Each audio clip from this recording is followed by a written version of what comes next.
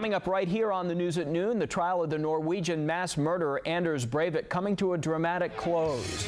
After receiving his sentence in Norway, find out what he apologized for. Plus, restoring historic paintings can be a tedious process for experts. See what happens when the job lands in the hands of an amateur.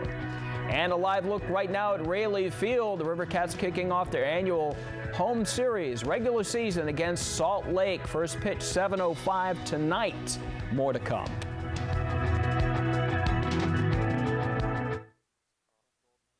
You're watching KCRA3, where the news comes first. KCRA3 News at Noon starts right now. Welcome back to the News at Noon. I'm Walt Gray. Let's take a second look now at all of today's top stories. 2 people are dead, several others hurt after a man opened fire outside the Empire State Building today. Police now say some of those injured may have been hit by officers, not the suspect. The gunman is a fashion designer who was recently laid off. Police killed him after he shot and killed a former co-worker. 9 other people were shot and hurt but are expected to survive. In Sacramento today, a free dental clinic has drawn thousands of people to Cal Expo. It is a big help for some of the millions of Californians who can't afford dental checkups. Volunteers are donating their time, services, and resources to provide thousands of free cleanings, fillings, and extractions for patients who rarely see a dentist, if ever. The clinic continues tomorrow at Cal Expo. Gates open at 5:30 a.m. Incoming information, according to court documents filed today, the suspect in the Colorado movie theater shooting allegedly told a classmate he wanted to kill people 4 months before the shooting. Prosecutors are trying to access James Holmes' college records from the University of Colorado. They claim Holmes dropped out of the neuroscience graduate program in June after making threats to a professor and failing his year-end final. Holmes is accused of killing 12 people and wounding 58 others during that July shooting at a midnight showing of The Dark Knight Returns. Planes will start spraying again tonight over Woodland, killing mosquitoes carrying the West Nile virus. Last night, aircraft sprayed an area from Churchill Downs Avenue and County Road 19B on the north to County Road 25A on the south, and from County Road 97 on the west to County Road 103 to the east. Again, the spraying begins at 8 this evening. Workers have also sprayed neighborhoods in Contra Costa County after finding a bird with a West Nile virus there.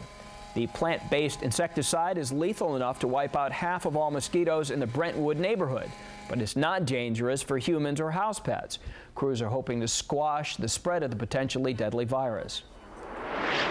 We don't think the government's job is to redistribute the slices of the pie under its vision of equity.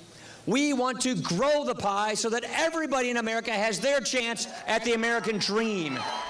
Vice presidential hopeful Paul Ryan campaigning with Mitt Romney in Michigan this morning. He spent a good deal of time outlining the differences between the GOP economic plan and the president. President Obama is off the campaign trail today, but Vice President Biden will meet with voters in the Hamptons in New York tonight. Well, the countdown to the conventions is on, and with many big-name political rock stars slated to speak to delegates, the anticipation is high. But not everyone you'd expect to be there will make an appearance. KCRA3's Hallie Jackson reports from Washington. In Washington, I'm Hallie Jackson reporting. Be sure to stay with KCRA3 as we take our Commitment 2012 coverage on the road. David Bieniek will cover both the Republican and Democratic conventions. Galston Dart will join David at the RNC in Florida next week. Edie Lambert joins David at the DNC in Charlotte, North Carolina next month. Covering the nation and the world today, a teen girl in Illinois said she was held captive for years and repeatedly raped. The girl was reported missing more than 2 years ago. Yesterday, police in Washington Park, Illinois, raided this home, arresting a man and his mother. The teen says the 24-year-old man raped her and fathered her child. Police say the suspects forced the victim to lie about her name and cover up her real identity when she gave birth. Well, the man who confessed to killing 77 people in a bomb and shooting massacre last year will spend 10 to 21 years in prison, the maximum sentence allowed by law in Norway. A Norwegian court ruled today after declaring Anders Behring Breivik sane enough to be sentenced. The self-described anti-Muslim militant defiantly apologized today for, quote, not killing more people, end quote. Now to a story we first brought you at noon yesterday. An overeager church volunteer may have accidentally destroyed a 19th century fresco of Jesus. The 80-something-year-old amateur art restorer saw the painting was deteriorating and thought she could fix it herself. This afternoon, we're hearing from that woman for the first time.